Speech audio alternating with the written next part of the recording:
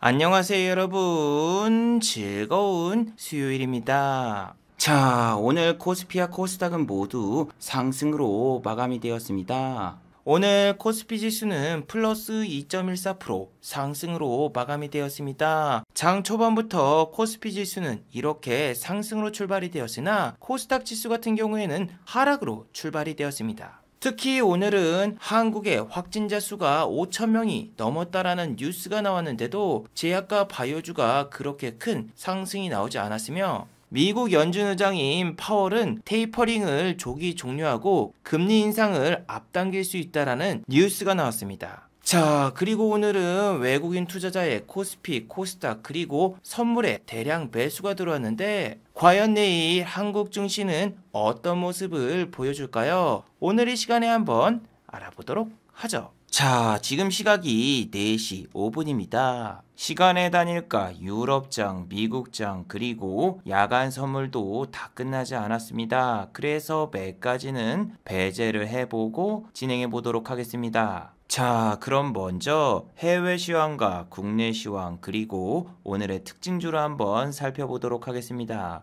자, 그럼 먼저 해외 시황입니다. 자, 먼저 다우지수입니다. 어제 다우지수는 마이너스 1.86% 하락으로 마감이 되었습니다. 장 초반부터 다우지수는 이렇게 하락으로 출발했고 장중에 갑자기 이렇게 급락이 나왔습니다. 이건 나스닥 역시 마찬가지였습니다. 나스닥 같은 경우에는 다우와 달리 상승으로 출발했고 상승이 나오고 있던 도중에 갑자기 마이너스 1%대 급락이 나왔어요. 자, 다우와 나스닥이 이렇게 갑자기 급락이 나온 이유는 뭘까요? 또 오미크론 뉴스 때문일까요? 그건 아닙니다. 어제 한국 증시 같은 경우에는 모더나 CEO가 오미크론은 기존 백신은 그다지 효과가 없다라는 이야기를 꺼내면서 한국의 코스피와 코스닥이 장중에 급락이 나오면서 연 저점이 깨지고 말았죠.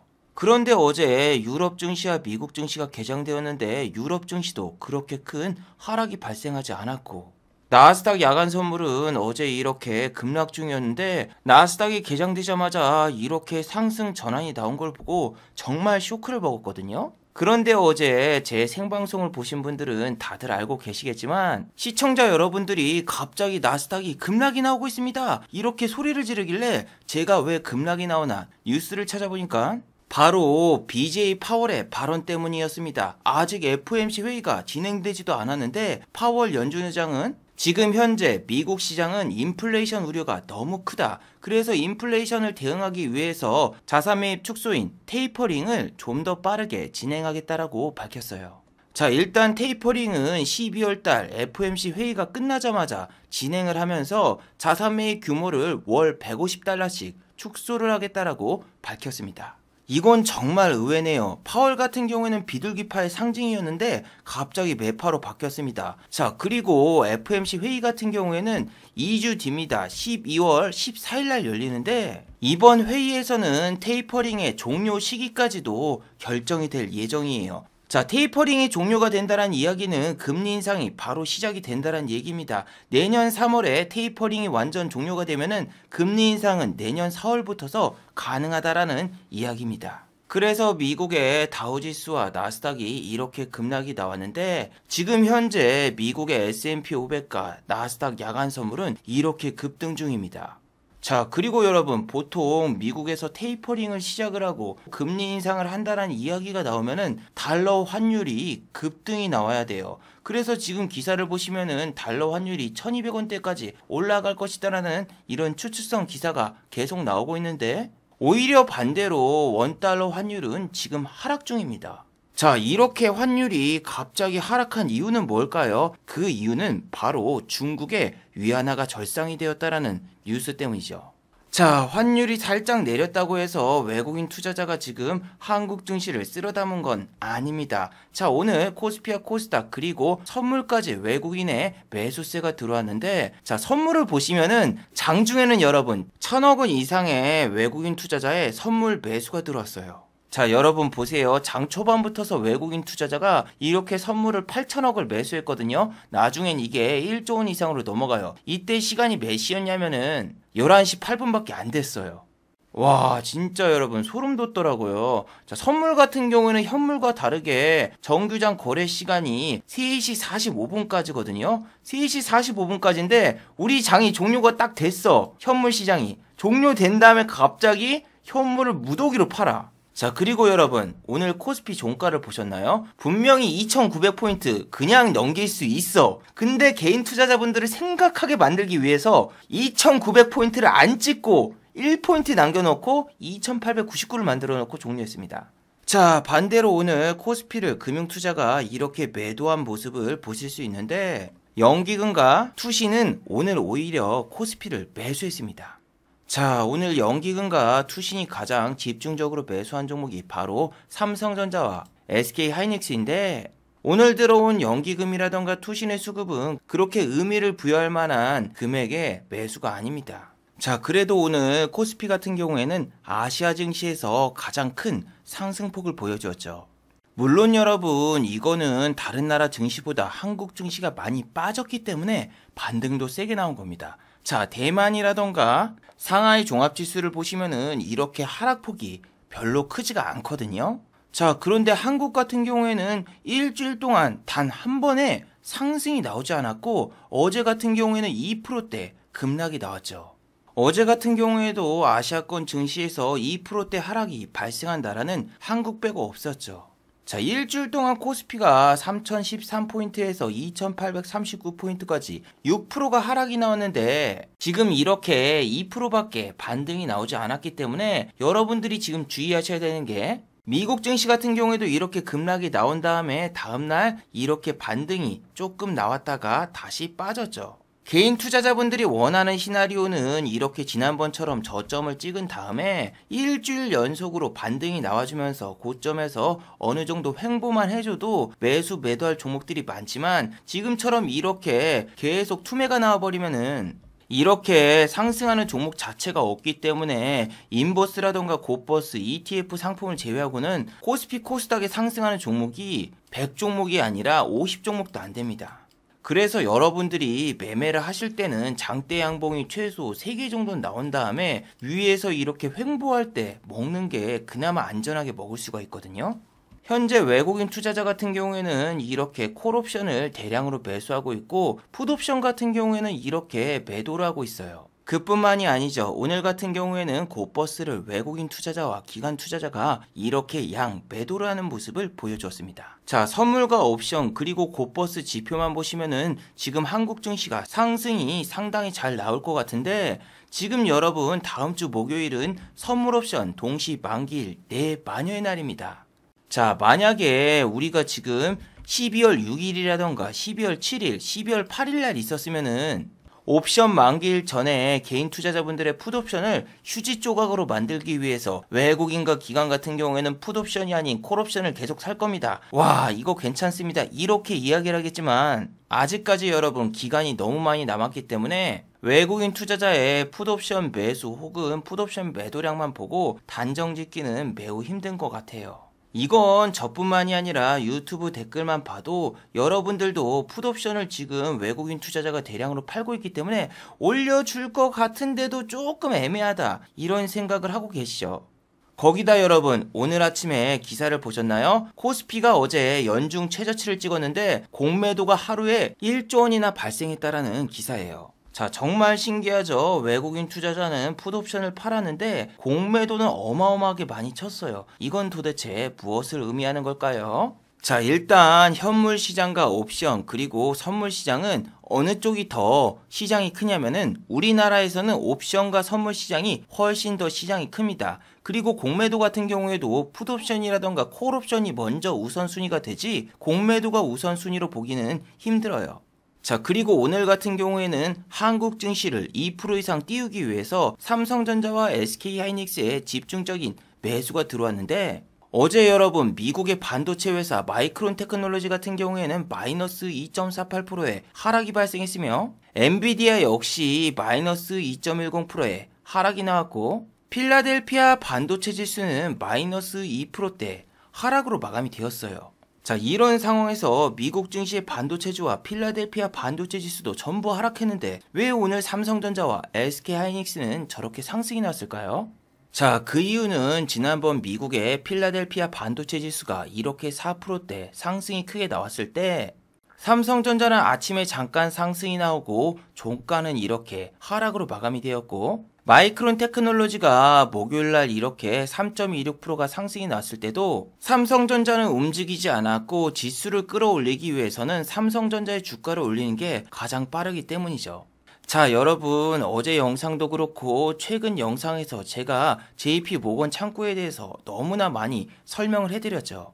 JP모건 창구로 대량의 매수가 들어오면은 다음날 급락이 나오는 사태가 지금 5일 연속 계속되고 있는데, 어제가 여러분 진짜 클라이막스였죠. JP모건이 매수가 들어온 종목들 같은 경우에는 이렇게 장중에 10% 이상 빠진 종목도 있었으며, 항공주 같은 경우에도 이렇게 JP모건에 매수가 아침부터 들어오더니 그냥 종가를 이렇게 마이너스 6%대를 만들어버리면서 끝장을 냈던 사례가 너무나 많았기 때문에 이 JP모건 창구의 매수를 절대로 무시할 수가 없거든요. 오늘 같은 경우엔 말이죠. 모든 급등하는 종목에 이렇게 JP모건에 창구가 보이니까 저는 못하겠더군요. 비즈니스온 이런 종목 같은 경우에도 여러분 JP모건이 대량으로 매수했지만 제가 시계를 띄워드렸죠. 이 종목의 시간을 지금 잘 보세요. 2시 22분인데 체결되는 체결량도 거의 없고, 여기 보시면은 밑에 시간과 지금 시간이 거의 10분 가까이 차이 나는데 10분 동안 거래되는 거래량이 만주도 안 되기 때문에 이런 주식은 사도 팔 수가 없습니다. 자, 코맥스라는 종목도 보세요. JP모건이 매수를 했고 호가 공백이 존재하고 있고, 이렇게 체결되는 시간을 보시면은 얘는 20분 동안 호가 공백이랑 그리고 또 체결되는 체결량이 거의 없었어요. 자, 픽셀플러스 어디 갔어 호가. 지금 여러분 호가 공백이 이게 메칸이 없는 겁니까? 시장 조성자 공매도가 없는 종목 같은데 이 종목 같은 경우에는 9,660원, 9,650원, 9,640원 이렇게 호가 공백이 있어서 절대 매수를 할 수가 없어요. 이런 종목 선택 하나 잘못하잖아요. 그럼 여러분 내일 그냥 끝장날 수가 있어요. 이 종목도 보시면은 2시 21분에 처음 체결이 돼 있지만 밑에 보시면 2시예요. 2시. 체결된 마지막 시간이. 그러니까 이거는 20분 동안 거래되는 거래량이 약 3,000주 정도밖에 되질 않고 호가 공백도 여기 존재하고 있고 VI 찍을 것처럼 꼬셔놓고 JP모건이 여러분들 유혹했다. 자, 오늘 같은 경우는 여러분 확진자가 5,000명이 넘었습니다. 그리고 오미크론 의심 환자가 4명이나 나왔어요. 자, 오늘 확진자가 정확히 5,123명입니다. 자, 기사 내용을 자세히 살펴보시면은 오늘 하루 한국의 확진자는 5,000명이 넘었고, 일본에서는 처음으로 오미크론 확진자가 나왔습니다. 한국도 지금 오미크론 의심 환자를 검사 중에 있는데, 개인 투자자분들은 저런 뉴스를 보자마자 진단키트 관련주라던가 혹은 제약과 바이오주를 매수하셨겠죠. 그런데 오늘 제약과 바이오주는 완전히 나락을 갔고 진단키트 관련주도 완전히 나락을 갔죠. 랩지노믹스 같은 경우에는 장 초반에 1%의 상승이 나왔으나 종가가 마이너스 12.03% 하락으로 마감이 되었으며, 시젠 역시 이렇게 마이너스 8.19%의 하락이 나왔어요.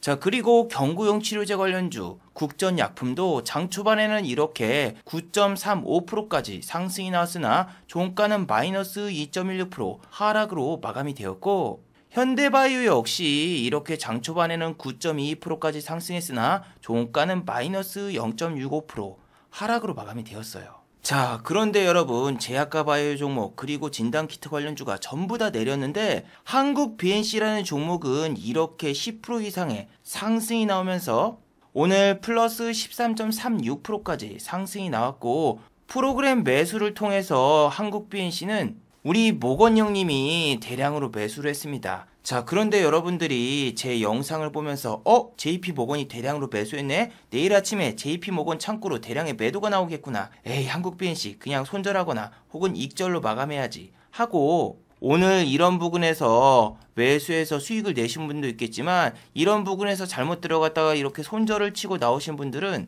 정말 너무너무나 잘하신 겁니다. 왠 줄 아세요? 자, 짜자잔! 예, 한국 BNC는 시간의 단일가에서 이렇게 하한가를 갔습니다. 자, 한국 BNC가 오늘 이렇게 시간의 단일가에서 상한가를 간 이유는 바로 한국 BNC가 운영자금으로 쓰기 위해서 2,000억가량의 유상증자를 발행한다는 소식 때문에 시간의 단일가에서 한국 BNC가 이렇게 하한가를 갔죠. 역시 K주식 대단합니다. 주가가 상승하면 대주주가 매도를 하거나 혹은 유상증자라던가 전환사채를 발행하는 게 너무나 당연한 관습이 돼버렸죠. 자, 바로 지난주까지만 해도 신풍제약에서는 비자금 관련 압수수색을 진행하고 있다는 뉴스 때문에 신풍제약의 주가는 이렇게 급락이 나왔었는데, 신풍제약 때문에 국산 치료제라던가 혹은 백신 관련주들이 힘을 쓰질 못하고 있습니다. 자, SK바이오사이언스 국산 백신 관련주죠. 이 종목 같은 경우에도 오늘 플러스 2.67%까지 상승이 나왔다가 종가는 마이너스 5.88% 하락으로 마감이 되었죠. 자, SK바이오사이언스 역시 개인 투자자분들이 공매도가 가능한 이런 종목이기 때문에 오늘 이 종목을 장 초반에 공매도를 쳤으면은 7% 이상의 수익을 올릴 수 있었어요. 예전 같았으면 한국의 확진자가 4,000명이 넘었다, 막 3,000명이 넘었다, 이런 뉴스만 나와도 제약과 바이오주가 무더기로 급등이 나왔겠지만 지금은 시대가 달라졌습니다. 지금은 제약과 바이오 종목이 분식회계라던가 혹은 비자금 압수수색 이런 뉴스가 일주일에 한 번씩 나오고 있기 때문에 개인 투자자분들의 투심이 좋을 수가 없어요. 그래서 정말 다행히도 한국 BNC 같은 경우에는 고점에서 이렇게 검은머리 외국인이라던가 기관은 매수해도 개인 투자자분들은 그렇게 많은 수량을 매수하지 않았습니다. 한국 BNC 사례처럼 JP보건 창구만 여러분이 진짜 조심하면은 지금 주식하면서 큰 손실을 피할 수 있는 기회가 너무너무나도 많아요. 자, 아침부터서 카카오게임즈라는 종목이 JP보건에 대량의 매수가 들어오면서 이렇게 급등이 나오고 있습니다. 카카오게임즈에 대한 이야기는 벌써 영상에서 3번 넘게 이야기를 해드렸지만 MSCI 지수에 어제 편입이 되었기 때문에 카카오게임즈에는 외국인 투자자의 자금이 많이 들어왔습니다. 하지만 지난번 SK바이오사이언스 MSCI 지수 편입 사태처럼 이렇게 매수가 들어오면서 상승하는 척하다가 그냥 쭉 빼버린다. 뺄 때 외국인의 수급은 지속적으로 들어오지만 기관 투자자가 그동안 모았던 수량을 MSCI 지수 편입 다음에 계속 팔기 때문에 주가가 내릴 가능성이 높다라고 말씀을 드렸죠. 자, 여러분들이 JP모건을 역이용해가지고 얘네들이 들어왔을 때 일단 종목 자체가 상승이 나와버리니까 종가에 팔거나 고점에서 매도를 하려고 이렇게 준비하시는 분들이 많을 거예요. 하지만 카카오게임즈는 여러분들의 생각과 정반대였습니다. 종가에 빨간불일 때 매도를 해야지 이렇게 생각했지만 기관이 여러분들보다 훨씬 더 먼저 매도하고 튀었습니다. 그리고 JP모건 창구 같은 경우에는 여러분 외국인이 아니에요. 외국인과 기관이 사용하는 창구 중에서 JP모건이 있는 거지 JP모건은 무조건 외국인이라고 생각하시면 안 되고 JP모건 창구로 매수가 들어왔을 때 JP모건이 그 다음날 본인들이 매수했던 수량을 던질 때 다른 기관이라던가 다른 외국인이 그 물량을 잡아먹고 위로 올려주는 경우도 극히 드물지만 존재하는 사실이에요. 하지만 반대로 JP모건이 들어오자마자 기관이 이렇게 JP모건 창구를 보자마자 매도를 때리는 경우도 상당히 많습니다. 자, 그리고 카카오게임즈는 어제 급락이 나왔을 때 공매도가 여러분 상상 초월이죠. 너무너무나 많습니다. 개인 투자자분들은 카카오게임즈가 이렇게 볼린저 중앙선을 터치하면 반등이 나오는 걸 보고 중앙선을 터치할 때마다 매수하는 매수 심리가 너무너무나 강해요. 오늘 같은 경우에는 일부러 10만원을 넘기자마자 이렇게 투매가 나왔는데 여러분들이 아셔야 되는 게 주가가 이렇게 상승하고 개인 투자자분들이 위에서 사줄 때는 공매도가 가능합니다. 여러분들이 밑으로 주식을 던지면은 공매도를 칠 수가 없어요. 그래서 코스피라던가 코스닥 지수가 계속 장 초반에는 상승으로 출발했다가 하락 전환이 되는 거예요. 그래서 여러분 외국인과 기관 투자자도 종가에 매수를 많이 한단 말이에요. 전날 JP모건 창구 등을 이용해서 외국인과 기관이 매집을 종가 직전에 해요. 그리고 아침에 일부러 갭을 띄워주고 저렇게 잠깐 상승을 시키면은 그 고점에서 개인들이 들어오면은 거기서 공매도를 실행시키고 그 다음에 어제 내가 산 물량을 던지면은 이중 수익 구조가 발생되기 때문에 개인들도 똑같이 외국인과 기관처럼 종가 베팅 위주로 움직이는 게 좋습니다. 자, 그리고 여러분 최근에 카카오게임즈라던가 혹은 현대바이오, 시젠 이런 종목들이 코스닥 공매도 체결량 1, 2, 3입니다. 그나마 현대바이오 같은 경우에는 공매도 수량을 보시면은 상한가를 가고 그 다음날 14%가 올랐는데 고점에서 대량의 공매도가 약간 발생되긴 했어요. 하지만 시젠 같은 경우엔 여러분 외국인이라던가 기관의 보유율이 10%가 넘어갑니다. 얘네들이 10%가 넘어가면은 상한가를 잠궈도 얘네가 물량을 던지면서 상한가를 풀어버릴 수도 있고 상한가를 안 보낼 수도 있어요. 그런데 현대바이오는 시젠과 다릅니다. 외국인 투자자의 보유율이 10%가 되지 않기 때문에 이렇게 외국인이라던가 기관이 아무리 팔아도 주가를 상한가를 보낼 수도 있고 또 외국인과 기관이 이렇게 던져도 개인 투자자분들이 그 주식을 다 받아버리죠. 그리고 현대바이오는 개인 투자자분들이 공매도가 가능한 종목입니다. 하지만 현대바이오를 여러분이 공매도를 쳤다? 그렇다라면은 내일 공매도를 치신 분들은 전부 상환을 해내야 되겠죠. 왜냐하면은 이렇게 상한가 근처에서 공매도를 쳤어도 다음날 또 14%가 올랐고 또 내일까지 상승이 지속되면은 개인 투자자분들의 공매도 쇼커버링은 발생이 되는데 그 물량은 그렇게 크지 않으니까 기대하지 마시고 중요한 게 뭐다? 여러분들이 공매도를 치고 싶으면은 외국인 기관이 공매도를 많이 치고 본인들 주식이 10% 이상 가지고 있는 그런 주식의 공매도를 같이 쳐야지 수익을 볼 확률이 매우 높아요. 이렇게 소형주 같은 경우는 여러분이 공매도 잘못 치다가 골로 갑니다. 지금 현대바이오 마이너스로 마감이 되었지만 시간의 단일가에서 2.28% 상승이 나왔죠. 자, 현대바이오 같은 경우에는 제가 약간 계산을 해봤는데 오늘 31,000원을 넘을 경우에는 단기 과열 종목에 지정이 되거나 3일 단일가 예고가 나올 수밖에 없었어요. 근데 종가를 억지로 이렇게 위에서 진 눌러버리면서 끌어내렸습니다. 그래서 단기 과열 종목이라던가 이런 공시도 나오지 않았고 오늘 9시 이후에 발표되는 오미크론 의심 환자가 진짜 확진이 된다? 그러면은 얘 내일 또 상승으로 마감이 되거나 상승으로 시작을 할 텐데 이런 데서 공매도 치신 분들은 이거 지금 주가가 올라가면은 큰일 나가지고 미쳐버리겠죠.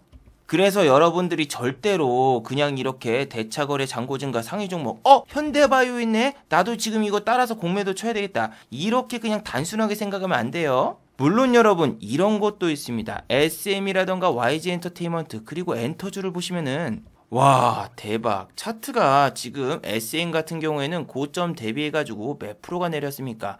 예 2주 동안 25%가량의 하락이 발생했으며 엔터주 같은 경우에는 개인 투자자분들이 전부 다 공매도가 가능한 그런 종목입니다. 이 중에서도 여러분 YG엔터테인먼트가 정말 대박 중 대박입니다.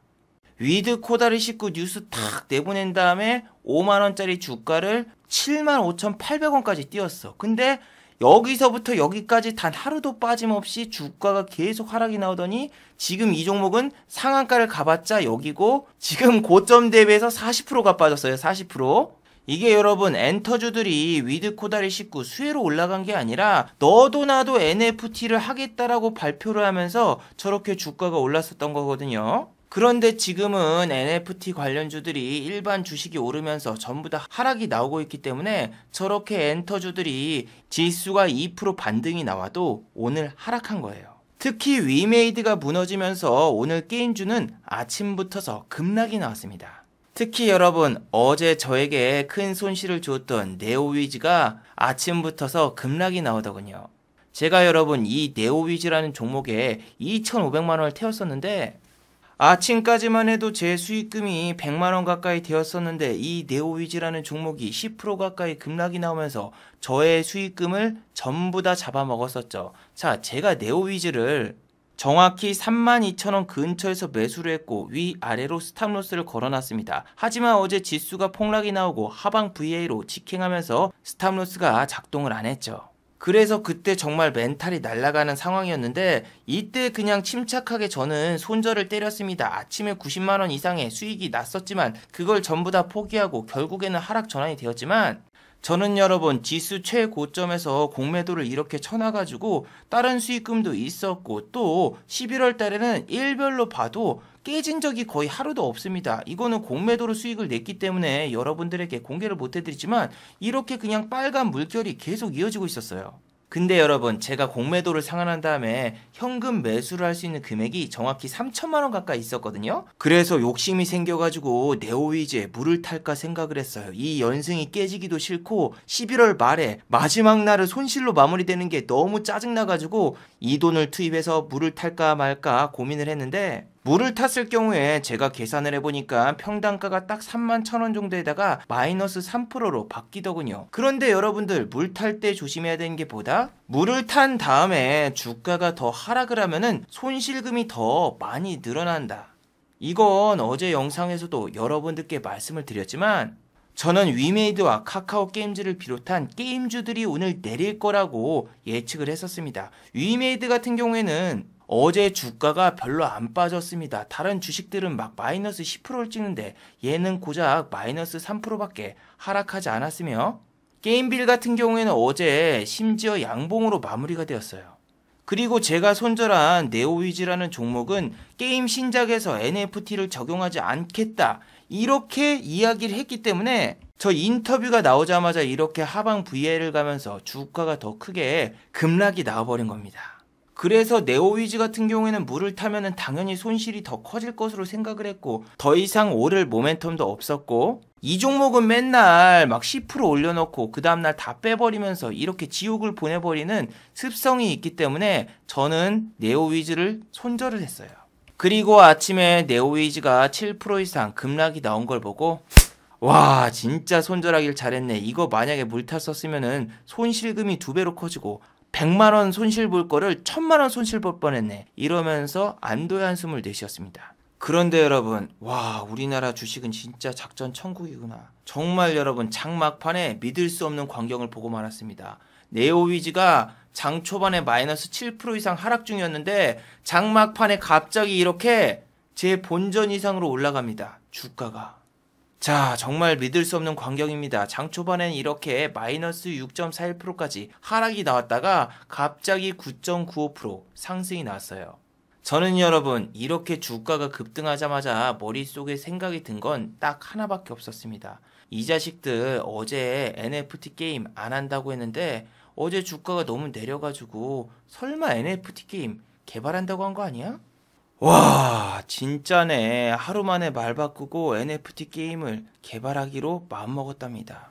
아니 이런 미친놈들을 봤나? 어제는 뭐 NFT를 적용 안 하겠다고 하더니 주가가 내리니까 갑자기 다음 연도에 NFT 게임을 개발한다. 뭐 이런 출사의 포부를 밝혔는데 사람이 멘탈이 나가는 게 이런 겁니다. 가만히 있었어도 탈출이 가능했고 물을 탔었으면 대박 수익이 났을 수 있었던 게 어제였어요. 하지만 여러분 이거는 결과론적으로 이야기를 하는 거예요. 이게 주가가 오를 거보다는 내릴 게 더 확실했고 이런 경우는 흔하지 않습니다. 그리고 이렇게 해서 물 타서 빠져나오면은 다음번에도 또 물 타서 빠져나오다가 결국 줬던 수익 다 뱉어내고 손실로 전환돼요. 자 그래서 제 체결 내역을 보시면은 깔끔합니다. 오늘은 거의 매매를 안 하고 시장을 관망하면서 아침에만 잠깐 매매하고 종가 베팅만 했습니다. 네오위즈 절대 건드리지도 않았습니다. 한국 BNC 급등에도 절대로 건드리지 않았습니다. 여러분들이 전날에 큰 손실을 보면은 그 다음날 확 큰 돈을 넣어서 복구를 해야지 혹은 매매를 많이 해서 복구를 해야지 이런 생각을 하실 수 있는데 절대 그러면 안 돼요. 그 다음날은 어떻게든 그냥 플러스로 마감하면서 자신감 회복에 집중을 하시고 매매를 거의 하지 않는 걸 추천해요. 오늘 어차피 VI를 가려고 하거나 이렇게 막 급등이 나온 주식들 보세요. 호가창에 공백이 있고 JP모건가 그리고 메릴린치가 대량 매수하고 있고 체결량 시간을 보시면은 지금이 2시 20분인데도 불구하고 2시 18분이 마지막 체결 시간이며 여기서 여기까지 호가 공백과 그리고 체결량 공백이 30분 차이가 납니다. 30분 동안 이렇게 체결되는 체결량이 거의 없어요. 그리고 월초는 저는 플러스로 마감하는데 의미를 두지 큰 수익을 보는 거는 의미를 그렇게 두질 않아요. 거기다가 오늘 상한가 따라잡기를 하려고 하신 분들은 정말 큰일이 날 뻔했죠. 자, 램테크놀로지를 보시면은 갑자기 장막판 30분을 남겨두고 큰 급등이 나옵니다. 15%에서 갑자기 25%까지 순식간에 10%의 상승이 나오면서 상한가를 갈 것처럼 보여주고 고점에서 이렇게 빼버렸습니다. 거기다가 시간의 단일가에서도 추가적인 하락이 나왔죠. 자, T사이언픽 이런 종목 같은 경우에도 마찬가지예요. 아까 램테크놀로지처럼 갑자기 무슨 장막판 30분을 남겨놓고 상한가를 말아버렸습니다. 그런데 시간의 단일가를 보세요. 하나, 둘, 셋, 뿅! 예, 상한가가 풀리면서 마이너스 3.32% 하락으로 마감이 되었어요. 지금 여러분 시장에서 여러분들이 급등하는 종목 이런 걸 들어가면은 그 다음날 거침없이 하이킥처럼 이렇게 급락이 나오기 때문에 전날 손실본 손실금 그런 거 전부 다 신경 쓰지 마시고 그냥 차분하게 하시고 손실을 크게 봤으면 그 다음날 종가 베팅을 노리는 식의 매매를 했으면 좋겠습니다. 자, KCPD라는 종목은 마켓컬리 상장 찌라시 띄워놓고 저렇게 막 주가를 상승시켰는데 이런 거 아침에 매수 잘못했으면 어떻게 됐습니까? 아침에 마이너스 18% 이상의 손실을 봤어요. 그런데 이런 거를 시초가부터 때리면서 들어가시는 분들은 전날 큰 손실을 받거나 아니면은 마켓컬리에 대해서 아무것도 모르고 그냥 매매하시는 분들, 그런 분들밖에 없죠. 저 마켓컬리 찌라시 띄우고 빼는 거는 정말 전통 있는 행위 중 하나입니다. 자, 7월 27일 날도 이렇게 26% 올려놓고 뺐고, 지난번이었죠. 10월 26일에도 18%나 올려놓고 뺐고, 8월 19일 날 22.19%까지 올려놓고 빼버렸어요. 지금 여러분 이렇게 역배열이라서 올라가기 힘든 종목들은 지금 웬만해서는 건드리지 않는 게 좋아요. 오늘 역배열 종목들이 막 10% 오르고 막 5% 오르고 8% 올라도 이런 종목들은 내일이면은 다시 하락하거나 혹은 횡보를 할 가능성이 높기 때문에 그렇게 딱히 땡기는 종목은 오늘 그렇게 많이 보이질 않았거든요. 그래서 여러분들이 지금 차분하게 대응을 하시고 아직까지는 지수가 저점이 나왔다라고 보시지 마시고 5일 동안 내렸으니까 하루 정도는 그냥 기술적인 반등이 나왔다라고 생각하시는 게 제일로 좋습니다. 자, 마지막으로 한번 정리해 보도록 하겠습니다. 1번, 외국인은 오늘 선물을 1조 원 매수했다가 절반 정도를 팔았습니다. 오늘은 외국인 투자자가 선물과 현물을 동시에 엄청나게 많이 매수를 하는 척 보여주고 선물의 절반을 팔아버렸습니다. 아직까지는 개인 투자자분들이 시장이 좋다라고 느껴지게 만들게 보이게 하고 꼬드기려는 조짐이 상당히 많이 보이고 있기 때문에 여러분들이 지금 시장 참여를 해도 절대로 큰 돈으로는 매수를 하지 마시길 바랍니다. 자, 두 번째, 확진자가 5,000명이 나와도 제약과 바이오 그리고 바이러스 테마주들은 시들시들한 모습을 보여주었습니다. 시젠과 진단키트 관련주는 아침에 잠깐 상승이 나온 다음에 급락이 나왔고 제약과 바이오주도 아침에 살짝 갭을 올려준 다음에 하락을 시켰습니다. 지금은 호재 뉴스가 나와도 오히려 외국인과 기관에 공매도가 발생되면서 위에서 차익 실현을 할 가능성이 높으니 꼭 주의하시길 바래요. 자, 유튜브 광고도 끝까지 시청해 주시면 정말로 고맙겠고 좋아요와 구독하기도 많이 눌러주시면 정말로 고맙겠습니다. 아, 그리고 또 어제 생방송 전에 저를 후원해 주신 정말 고마운 분들이 계셨네요. 네, 제 유튜브 영상 밑에 있는 투네이션 후원하기 버튼을 눌러주시면 저를 후원해 주실 수 있는데 나님, 이기사님 후원 정말 감사드립니다. 특히 이기사님은 5,000원이나 후원해 주셨네요. 정말 감사드립니다. 자, 다들 수고하셨고 즐거운 평일 되시기 바랍니다. 다들 수고하셨습니다.